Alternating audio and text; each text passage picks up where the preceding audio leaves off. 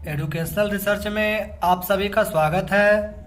आज हम class 10 Hindi term 2 के महत्वपूर्ण प्रश्नों के बारे में जानकारियाँ प्राप्त करेंगे, जो फाइनल एग्ज़ाम के लिए बहुत ही इम्पोर्टेंट है।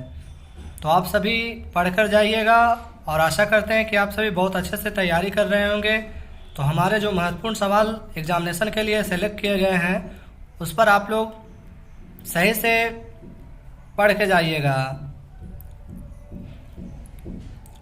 जो महत्वपूर्ण सवाल सेलेक्ट किए गए हैं उनको आप सभी अच्छे से रीडिंग करिएगा। तो सबसे पहले नंबर क्वेश्चन में पूछा जाएगा गद्यांश, जो कि मनोविज्ञान आज पूरी तरह से व्यवसाय बन चुका है। तो इस तरह का गद्यांश रहेगा जिसको पढ़ के आप लोग को हल करना है।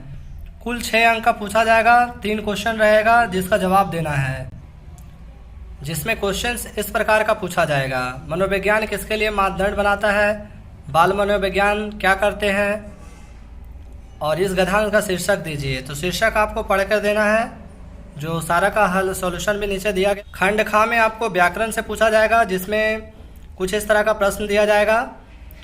तो आप सभी इसको भी अच्छे से पढ़ के जाना है। और इसमें अव्यय समास, द्वंद्व समास, द्विगु समास, चक्रधारी समास, इन सभी को बहुत अच्छे से रीडिंग करना है। खंड गा में पाठ्य पुस्तक से संबंधित सवाल पूछे जाएंगे, जिसमें छाया को छूने से कवि का क्या आशय है, वह छाया को छूने से क्यों मना करता है। तो छाया को छूने से इसलिए मना करता है क्योंकि उससे मन दुख होता है, इसलिए कवि छाया छूने को मना करता है। क्वेश्चन नंबर 7 में कन्यादान के समय माँ के दुख को प्रमाणिक क्यों कहा गया है। यहाँ पे क्वेश्चन ये भी पूछा जा सकता है कि कन्यादान के समय माँ को अपनी बेटी अंतिम पूंजी क्यों लग रही थी। क्वेश्चन नंबर 8 में है लेखक ने फादर बुल्के को मानवीय करुणा की दिव्य चमक क्यों कहा है। तो मानवीय करुणा की दिव्य चमक इसलिए कहा क्योंकि लेखक को सभी के साथ अच्छा व्यवहार करते थे और सभी को अपना मानते थे। इस तरह से फिर क्वेश्चन अथवा में भी दिया जाएगा, जिसका जवाब देना है कि लेखिका मनु भंडारी के व्यक्तित्व पर किन किन व्यक्तियों का किस रूप में प्रभाव पड़ा। तो लेखिका के व्यक्तित्व को बिगाड़ने और बनाने में उसके पिताजी का प्रमुख हाथ रहा था। क्वेश्चन नंबर 10 में पूछा जाएगा जर्ज पंचम की लाट की नाक को पुनः लगाने के लिए मूर्तिकार ने क्या क्या यत्न किए।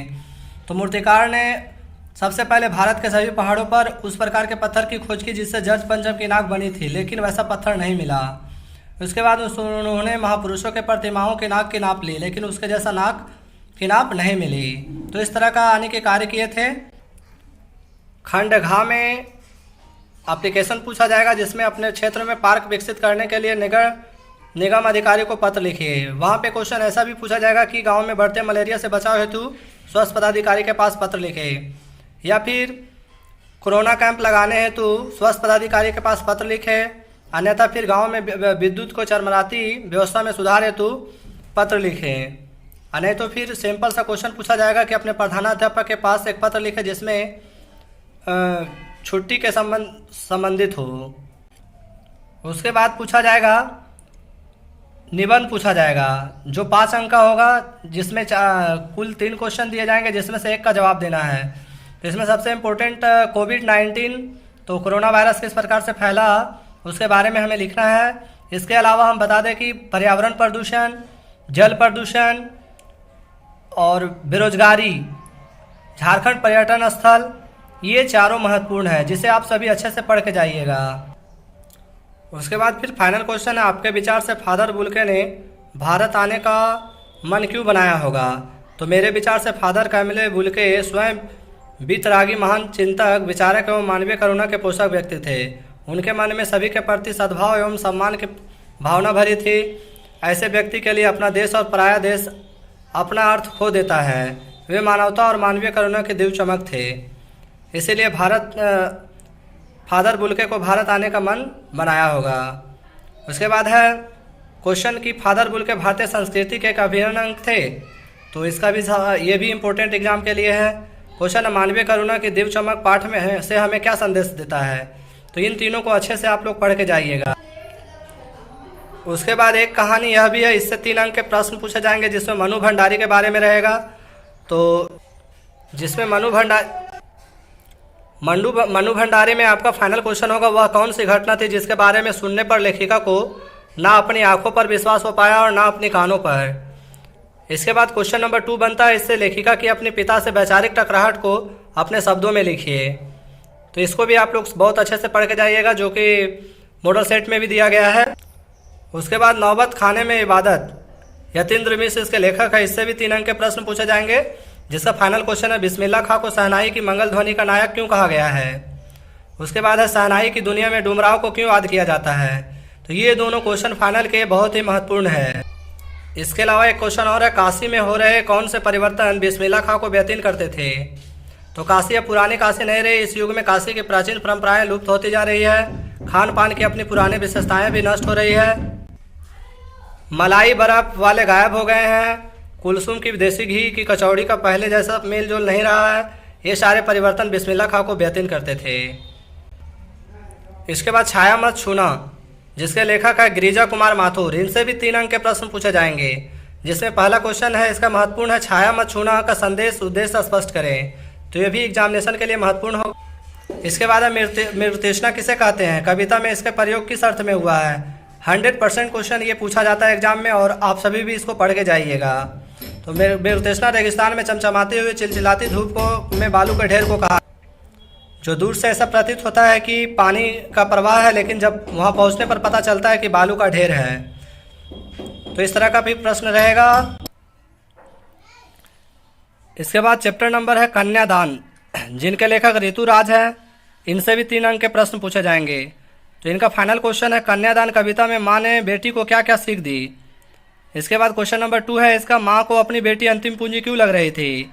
तो ये दोनों प्रश्न फाइनल के लिए बहुत इंपॉर्टेंट है, और आशा करते हैं कि आप सभी भी इसे बहुत अच्छे से पढ़ के जाइएगा। इसके बाद 3 नंबर क्वेश्चन इसी का है, कन्या की माँ अपनी कन्या से क्या अपेक्षा करती है। कन्यादान में माँ को अपनी बेटी अंतिम पूंजी इसलिए लग रही थी क्योंकि माँ और बेटी का एक अटूट संबंध होता है। एक माँ अपनी बेटी से सब कुछ शेयर करती है, और बेटी भी अपनी माँ से सारी बातें बताती है। कन्यादान के समय में उसकी माँ को लग रही थी कि अब हमारे साथ सुख दुख को बांटने वाला कोई नहीं है। इन्हीं कारणों से माँ को अपनी बेटी अंतिम पूंजी लग रही थी। इसके बाद पूरक पुस्तक कीर्तिका से क्वेश्चन पूछे जाएंगे, जिसमें चैप्टर है जर्ज पंचम की नाक, और लेखक है कमलेश्वर, जिससे इनसे भी 3 प्रश्न के सवाल पूछे जाएंगे।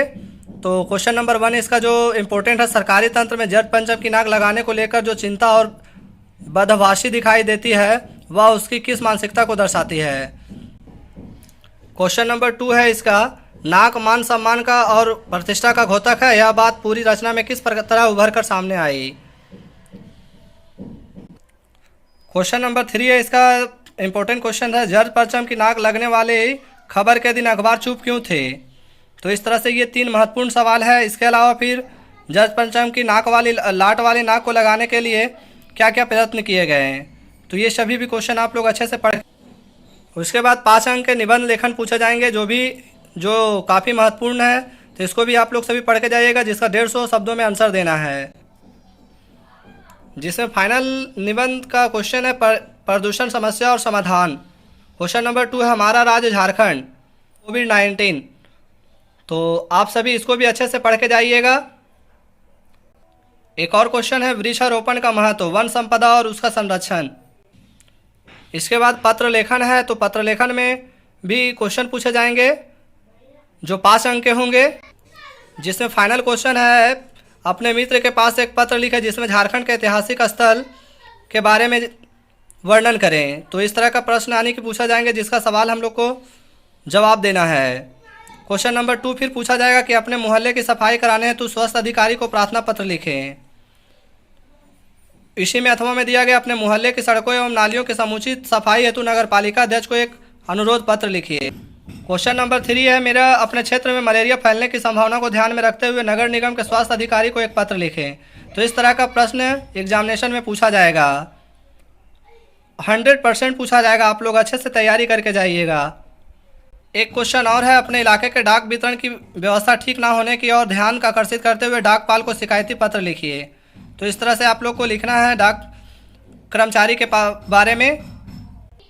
उसके बाद विज्ञापन लेखन पूछा जाएगा, जो 5 अंक के होंगे, जिसे 50 शब्दों में लिखना है।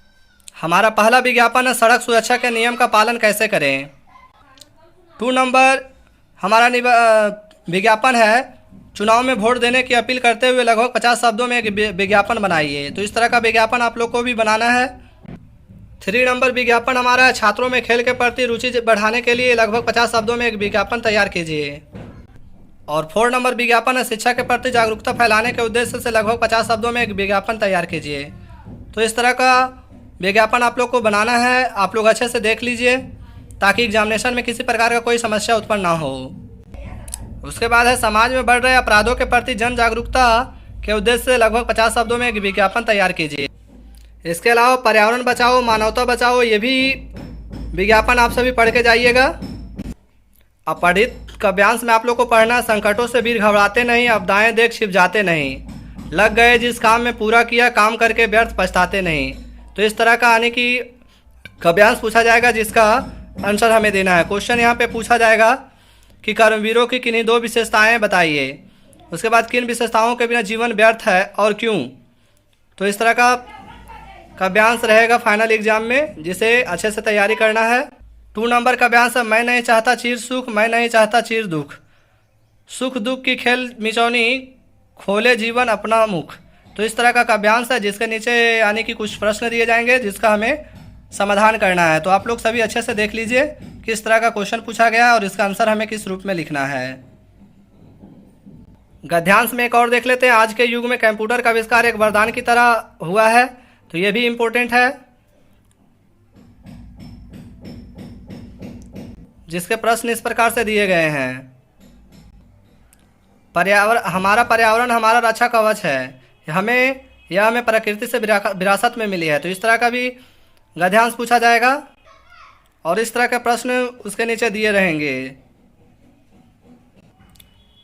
व्याकरण में अव्यय से आप क्या समझते हैं, इसको पढ़ लीजिएगा, जिसमें इस तरह का प्रश्न पूछे जाएंगे। समास को अच्छे से पढ़ के जाना। समास किसे कहते हैं, तो 2 या 2 से अधिक पदों के मेल से जो नया शब्द बनता है उसे हम समस्त पद को समास कहते हैं। द्विगु समास पढ़ लेना आप लोग को, बहुब्रीहि समास पढ़ लेना है। और इस तरह का प्रश्न रहेगा जैसे चक्रधर, चक्र का धारण करता है जो अर्थात विष्णु, यानी बहुब्रीहि समास।